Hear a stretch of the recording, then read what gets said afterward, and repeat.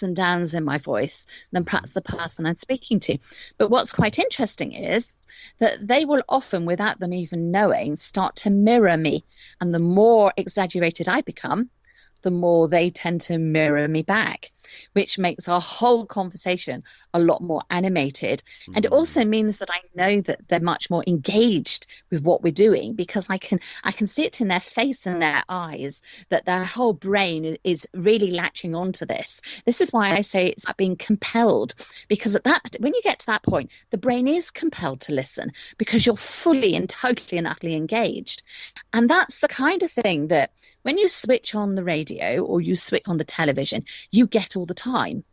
And this is the biggest thing that I found now that I've come into this public speaking arena, is that our audiences and ourselves as well is we're subject to a much higher level of communication than we ever have been in the whole of our lives, and it's progressing all the time.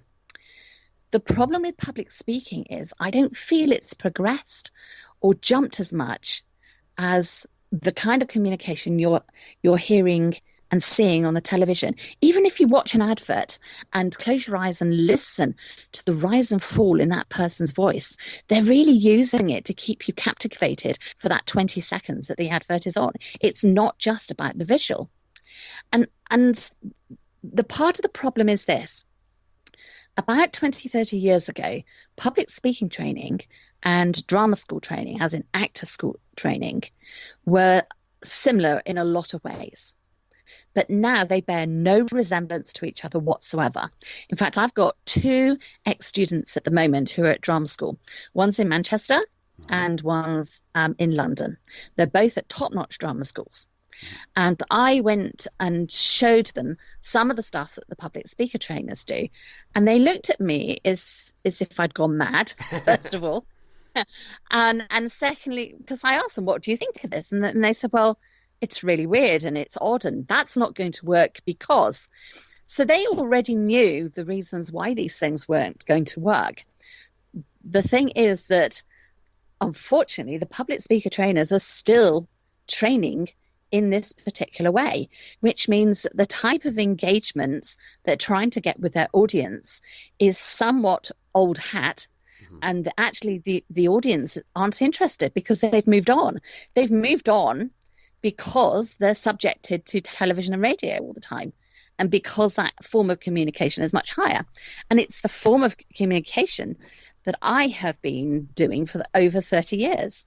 So it was very strange for me coming into the public speaking world and suddenly finding a whole group of people who don't use any of these techniques. So I know that when people come to my workshops, they tell me, well, I've been to other public speaking training workshops before, but do you know what? We've never done anything like this. And that really has brought home to me the fact that, I would really like to help move things on now, because if nothing else, my big thing about communication is your audience is king. Your audience is the most important part of this equation to do with speaking. And if your audience is paying for a ticket to come and see you, like they would pay for a ticket to go and see an actor in the West End, for example, then they should expect a certain level of communication. Now, in the West End, they're getting it, but in the event room, they're not. And I think it's now time to actually up our game on the public speaking side of things and really move things forward, because I think our audiences deserve this level of communication. And if you're somebody who you feel passionately about your message, then surely your message deserves that as well, deserves a high level of communication, that you're reaching as many people as possible whenever you're speaking to people. So whether you've got 1, 2 people in front of you or 1,000 people, shouldn't every single one of those people be able to get your message, understand what it is that you're talking about, learn from you, so it's going to really help them? I would certainly agree with that. Absolutely. Otherwise, there's no real point in them being there and no real point in you being there. Yes. And I do wonder whether it is one of the factors that we've now seen the ratio of, say, free events, the ratio of people turning up for an event is so much lower. So we work on statistics in the event industry. So if someone is putting together a free event, we used to say about 30% of your registrations for a free event will turn up. It's now down to 20%. Now down to 20. So when you're putting on a free event, if 100 people say, "Hey, yeah, I'll be there," then expect about 20 to turn up. Yeah. Yeah, basically, yes. Yeah, and I mean, I was aware that those figures were falling, and I know a lot of people put it down to simply the fact there are so many competing events going on, and Yep. but you're the first one who's raised that very very valid point that it's the style of speaking itself just doesn't engage people enough to make them want to go there. Because I would imagine if a theatre put on a free show and gave away 100 tickets, I would imagine, I don't know, 80 people would turn up, not the 20. Well, I would imagine that it would probably be that way as well. Yeah. And I am sure that the competition in terms of that many events going on the same day does play a part, which is why I said it's a factor. But if you're there looking at, I want to go to an event today, and you're going to find something that unless it really, really takes your fancy and you really, really want to know something about it, then you will probably think more than twice about whether you want to go. Yeah. Because you already know the kind of experience you're going to get when you get there. Just in the same way, when you switch on the television, you already know the kind of experience that's going to happen when you switch it on. Yeah. But how many people turn their television off because of poor communication? Well, that is very true. That is very true. In fact, you're right. It's quite the opposite. How many people end up shouting at the television or having a debate with the person on the television, which is a great sign that the communication is really working well. If you can encourage somebody to speak even when they know you're not going to be able to hear them, and yet you still cause them to speak to the television that isn't going to hear them back, that is a sign that you've got great communication going there. Absolutely. Yeah. And what I'd love to see is that kind of communication getting into the event room now, getting into seminars, getting into workshops, because I believe that we deserve to have that. Absolutely. Now, one of the things that you did mention, and I want to go back and explore this in a little more detail, is you mentioned that there is now a huge difference, a chasm, if you will, between, on the one hand, stage school and actor training, and on the other hand, public speaking training. So what are some of the, because you mentioned that you showed some of your ex-students who are now in drama classes. You showed them the sort of thing that public speaker training covers, and they say, "Oh, well, that's not going to work. Can't do that. No, that's not going to get you results." What are some of the sort of things that are still taught in public speaking classes, which because we've moved on, are just not gonna work? What are some examples of those sorts of things? Okay, well, I think the biggest example is around what we call energy. Now, energy, we all know, is very compelling and engaging, and we love to see somebody who's got lots of energy.